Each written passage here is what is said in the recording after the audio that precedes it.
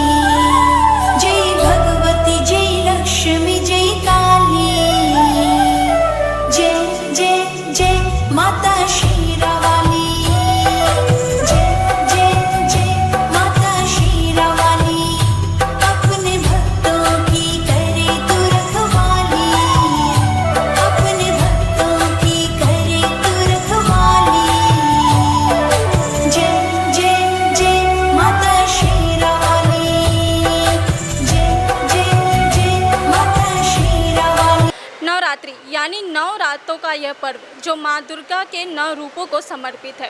पूरे भारत देश में इसे बड़े धूमधाम से मनाया जाता है, चाहे वो गुजरात का गरबा हो, बंगाल की दुर्गा पूजा हो या महाराष्ट्र का घट स्थापना समारोह, हर जगह उत्साह देखने लायक है।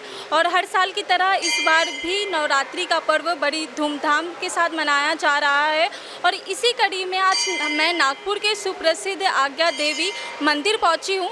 जैसे कि आप मेरे पीछे देख सकते हैं कि यहाँ पर भक्तों की कतार लगना शुरू हो चुकी है और नवरात्रि के उत्सव के दौरान यहाँ पर लाखों भक्त माँ के दर्शन करने आते हैं।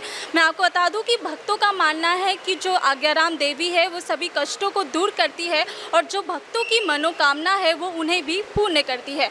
नवरात्रि के उत्सव के दौरान यहाँ पर ज्योति जलाई जाती है, जो अखंड मनोकामना की जो ज्योति होती है, जिसके कारण जो माँ है वो हमारी सारी मनोकामना पूरी कर सके। तो इसी अवसर पर हम यहाँ पर भक्तों से जानने का प्रयास करेंगे कि आखिर इस बार की नवरात्रि में उनके लिए क्या खास है, और साथ ही साथ ये जानने का प्रयास करेंगे कि इस मंदिर की क्या विशेषता है, इस मंदिर का क्या इतिहास है और किस कारण ये भक्तों के लिए इतना विशेष है। सबसे पहले हमारे साथ इस मंदिर के ट्रस्टी जुड़े हुए हैं, तो सबसे पहला प्रश्न आपसे ये है कि इस मंदिर का इतिहास क्या है और इस मंदिर में जो मूर्ति स्थापित की गई है उसका इतिहास क्या है, क्यों ये मंदिर इतना विशेष है भक्तों के लिए। आज से करीब 300 साल पहले इस मंदिर की स्थापना भोसले राजाओं ने की थी, क्योंकि नागपुर शहर के आसपास सारी तरफ जंगल हुआ करता था और जंगल में किसी भी प्रकार की कोई स्थापित ऐसी मूर्ति नहीं थी जहाँ पे भोसले कालीन राजा जाके अपना माथा टेक सके। ऐसे में उन्होंने इस मंदिर की स्थापना की। 6 एकड़ ज़मीन करीब जंगल की उन्होंने इसके लिए छोड़ी, जिसके फल फ्रूट वगैरह के उसके त्यौहार वगैरह उस ज़माने में किए जाते थे। और जब भी राजा महाराजा लड़ाई पर जाते थे तो सर्वप्रथम तलवार यहाँ रखते थे और माता जी को बोलते थे कि हमको शक्ति दे कि हम जीत कर वापस यहीं आए। रोज़ वहाँ से जीत के आने के बाद नहा धोकर पूजा पाठ कर फिर वापस तलवार यहाँ रख के फिर अपने महल जाते थे। फिर धीरे धीरे ये सीलिंग एक्ट आया, कांग्रेस के इंदिरा गांधी के ज़माने में सीलिंग एक्ट आया।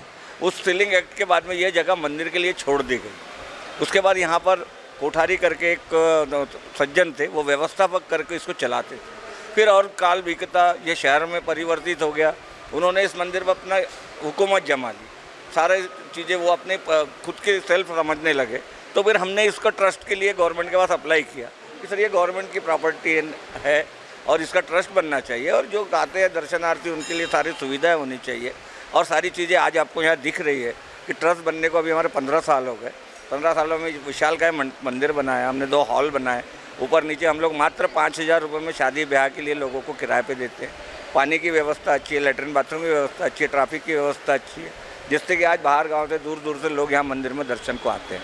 इस मंदिर को लेकर मान्यता ये है कि माँ के दरबार में जो भी कोई आता है उसकी मनोकामना पूरी होती है, और साथ साथ एक ये चला आ रहा है कि नवरात्रि उत्सव के दौरान यहाँ पर अखंड ज्योति जलाई जाती है।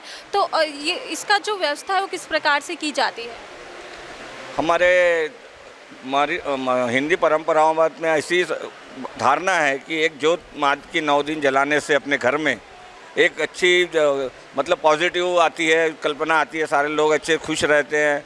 मगर सारे घरों में ऐसा मुनासिब नहीं होता, क्योंकि किसी के घर छोटे होते हैं तो उनको किसी के घर में कुछ प्रॉब्लम होती है, बहन बेटी की प्रॉब्लम होती है, कुछ प्रॉब्लम होती है, तो वो एक ऐसा मंदिर ढूंढते हैं जो शाश्वत हो, जहाँ जाके वो अपने अखंड ज्योत जला सके और 9 दिन तक उसकी पूजा अर्चना होने के बाद वो विसर्जित की जा सके। तो हमारे यहाँ 3000 ज्योत हम लोग रखते हैं हर नवरात्रि में, और 3000 ज्योत हमारी कंप्लीट हो जाती है। आज भी पर हमारी जो ज्योत कंप्लीट हो गई है, हम 9 दिन तक ब्राह्मण लोगों की एक टीम रख के उसकी देखरेख करते हैं। अगर वो पूजा पुष्प चढ़ाने आते हैं तो उनका विधिवत पूजा अर्चना करने की तैयारी मंदिर की तरफ से की गई है। तो इसी में सभी समाज के लोग जुड़े हुए हैं, कोई ऐसा समाज नहीं, हिंदी, मराठी, तेलुगु, सिख, ईसाई, पंजाबी, गुजराती, सारे लोग अपनी ज्योत यहाँ पे जलाते हैं।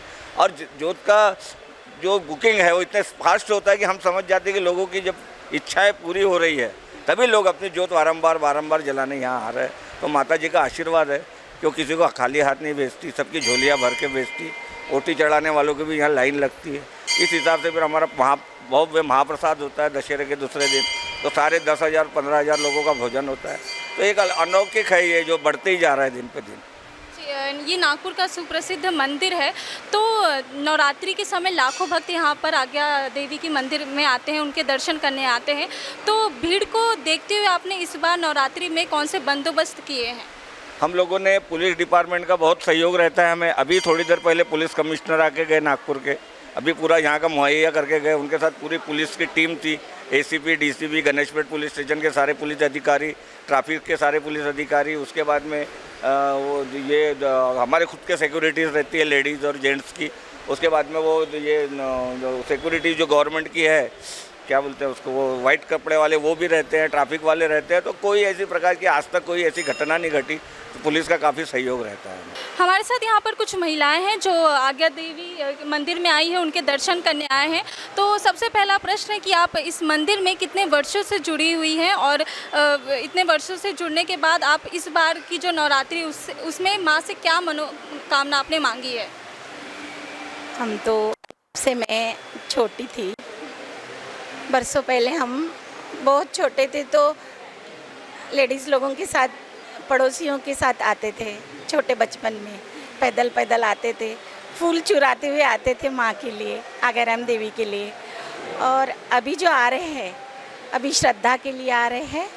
बच्चों की मनोकामनाएं पूर्ण होना चाहिए, है ना, शांति मिलना चाहिए, दारिद्र्यता दूर होना चाहिए, और माँ ने हमें सुख से रखना चाहिए, इसलिए आते हैं। आप बताइए कि नवरात्रि का पर्व आपके लिए क्या महत्व रखता है, और माँ के दरबार में आए और माँ कभी भी अपने भक्तों को खाली हाथ नहीं भेजती है, तो आपने माँ से क्या मांगा इस बार? माँ से मतलब के दरबार में तो अपने घर में सुख शांति रहे, अपने बच्चों को अच्छे से ये करे, मतलब उसको, और अपने बच्चे लिखे पढ़े, उनको अच्छे से ये मतलब ये हुए, विद्या प्राप्त हुए, अच्छे से सुख शांति से रहे, उनको उनके हाथ पैर अच्छे से रहे। तो जैसा कि आपने देखा कि हर साल की तरह इस बार भी नवरात्रि में उतना ही उत्साह, उतनी ही धूम है, इतने लंबी लंबी कतारें यहाँ पर लगी हुई हैं, फिर भी भक्तों के मन में और उनके श्रद्धा, भक्ति और जो आस्था है वो कम नहीं है। उतने ही प्रेम भाव के साथ माँ के दरबार में आए हैं, माथा टेक रहे हैं और उनसे मनोकामना मांग रहे हैं, इस आशा में कि माँ के दरबार में आए और खाली हम नहीं जाएंगे। बहरहाल इसी तरह की खबरों के लिए बने रहिए महान्यूज़ 7 के साथ। कैमरामैन राजेश के साथ प्रांसी मिश्रा, नागपुर। नमस्कार। फेस्टिव सीजन आने वाला है और क्या आप भी सोच रहे हैं कि हमें हमारी पूरी फैमिली की शॉपिंग के लिए एक वन स्टॉप सोल्यूशन चाहिए? तो आपकी ये विश पूरी हो गई है। श्री बालाजी गारमेंट्स की ग्रैंड ओपनिंग होने वाली है 3 अक्टूबर को, जहां आपको kids wear, ladies wear, men's wear, ladies में ethnic wear, western kurti, sari, lehenga और पूरा ब्राइडल सेक्शन भी मिलेगा। श्री बालाजी की गारमेंट्स की ग्रैंड ओपनिंग में जाइए और पूरी फैमिली की शॉपिंग वहीं से करिए। हमारा एड्रेस मानेवाड़ा बेसा रोड, परिवर्तन चौक, नागपुर।